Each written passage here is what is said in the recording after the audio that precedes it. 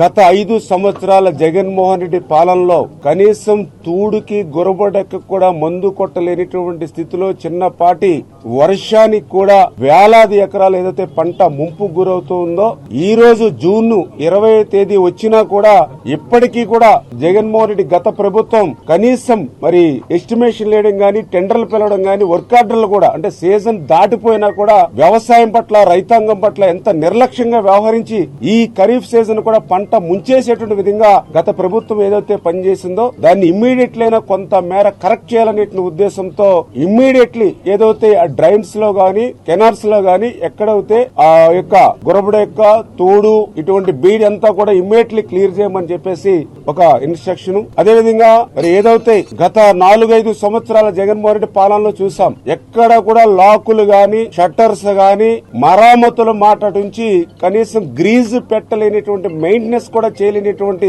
దుస్థితిలో ఇవాళ ఈ ప్రభుత్వం ఏదైతే జగన్మోహన్ రెడ్డి ప్రభుత్వం ఏదైతే ఉందో మరి దాన్ని కొంత మేరైనా కరెక్ట్ చేయాలనే ఉద్దేశంతో. ఎందుకంటే ఆ లాకులు గాని, ఆ యొక్క షట్టర్స్ కానీ ఇన్ టైమ్ లో పనిచేయకపోవడంతో వాటర్ మళ్లీ ఎదురు కూడా పొలాల్లోకి వచ్చి రైతులు వేలాది పెట్టుబడులు పెట్టి నష్టపోయిన పరిస్థితి కళ్ళారా చూసాం. అందుకే ఆ షట్టర్స్, ఆ గేట్స్, ఆ లాకులు ఇమ్మీడియట్లీ మరమ్మతులు, అదే విధంగా వాటి మెయింటెనెన్స్ ఇమ్మీడియట్లీ చేయాలని చెప్పేసి వాళ్ళకి ఇన్స్ట్రక్షన్స్ ఇవ్వడం జరిగింది. గత జగన్మోహన్ రెడ్డి 5 సంవత్సరాల పాలనలో ఏ డ్రైన్ లో గాని, ఏ మైనర్ డ్రైన్ లో గాని, ఏ కెనాల్ లో గాని ఒక్క తట్ట